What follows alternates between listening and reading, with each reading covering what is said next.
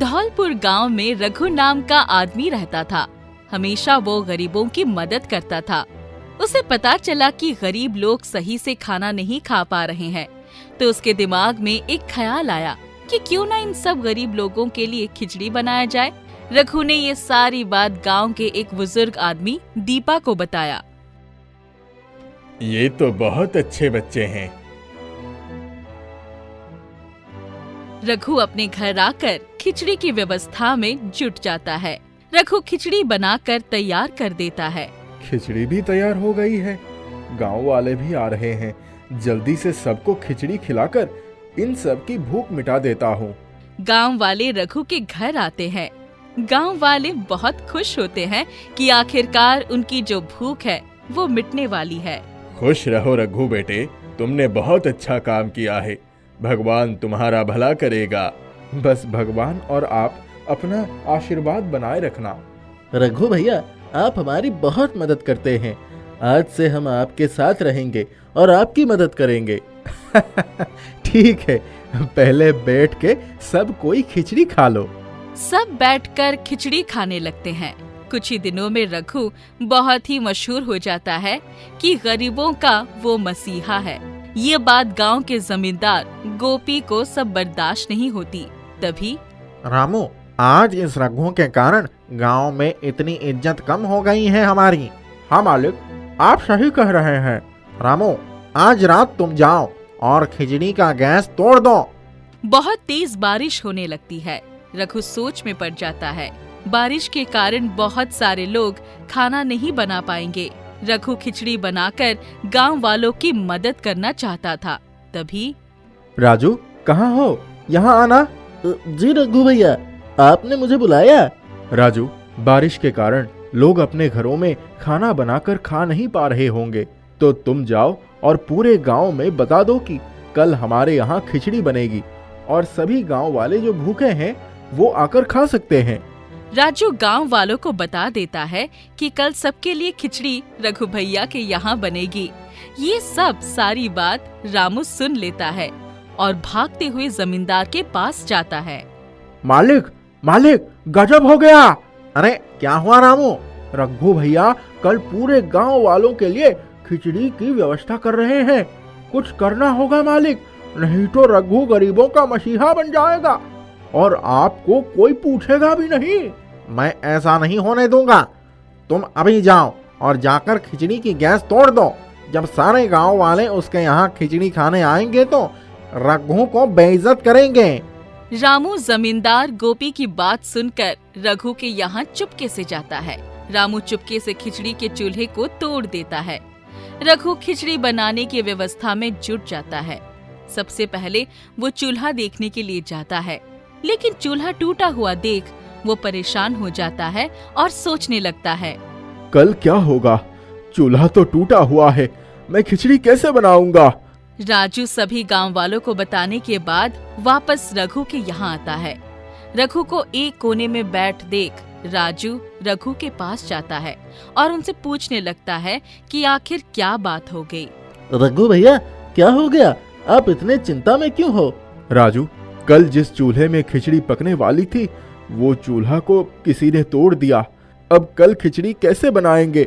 चूल्हा भी इतनी जल्दी नहीं सूखेगा बारिश के कारण। रघु भैया, आप चिंता ना करें। मेरे पास एक गैस है जिस पर कल हम लोग खिचड़ी बना लेंगे। राजू भागते हुए अपने घर आता है और बेकार पड़े गैस को उठाकर रघु के यहाँ ले जाता है। उसके बाद उसी गैस में मिट्टी से अच्छी तरह लेप के बढ़िया सा खिचड़ी का गैस बना देता है। खिचड़ी का गैस तैयार था, बस अब सुबह होना बाकी था। राजू अंदर चला जाता है। तभी राजू को बिजली गिरने की आवाज सुनाई देती है। हे भगवान, अब ये बिजली किसके ऊपर गिर गई? सुबह उठते ही राजू खिचड़ी की गैस देखने जाता है। राजू खिचड़ी की गैस को देखता है तो खिचड़ी की गैस बिल्कुल ठीक होती है। तभी राजू, सब ठीक है ना? हाँ रघु भैया, सब ठीक है। अब हम लोग खिचड़ी बना सकते हैं। गांव वाले जमा होने लगते हैं। खिचड़ी अभी तक खिचड़ी की गैस में चढ़ी भी नहीं थी। लोग भूख से परेशान थे। रघु जल्दी से खिचड़ी की गैस में खिचड़ी चढ़ा देता है। दीपा चाचा, थोड़ा इंतजार करना होगा। खिचड़ी चढ़ गई है, थोड़ी ही देर में बन जाएगी। रघु बेटा, गांव वाले बहुत भूखे हैं, थोड़ा जल्दी करो। रघु भाग के खिचड़ी देखने जाता है। खिचड़ी बन चुकी थी। रघु खिचड़ी को देख चौंक जाता है। अभी तो खिचड़ी चढ़ाई थी, इतनी जल्दी खिचड़ी बन भी गई, ये कैसा चमत्कार है। रघु ज्यादा सोचता नहीं है और खिचड़ी गांव वालों को खिलाने लगता है। गांव वालों की संख्या बहुत ज्यादा होती है और खिचड़ी की मात्रा कम। ये देख रघु चिंता में पड़ जाता है। गांव वालों की संख्या बहुत ज्यादा है और खिचड़ी की मात्रा कम। रघु भाग के खिचड़ी देखने जाता है, लेकिन खिचड़ी अभी भी पूरा भरा हुआ था। ये देख रघु चौंक जाता है और ये कैसे हो सकता है। रघु ज्यादा नहीं सोचते हुए पूरे गांव वालों को खिचड़ी पेट भर के खिलाता है। उसके बाद रघु राजू के पास जाकर इस चमत्कार के बारे में बताता है। राजू, ये चमत्कार कैसे हुआ।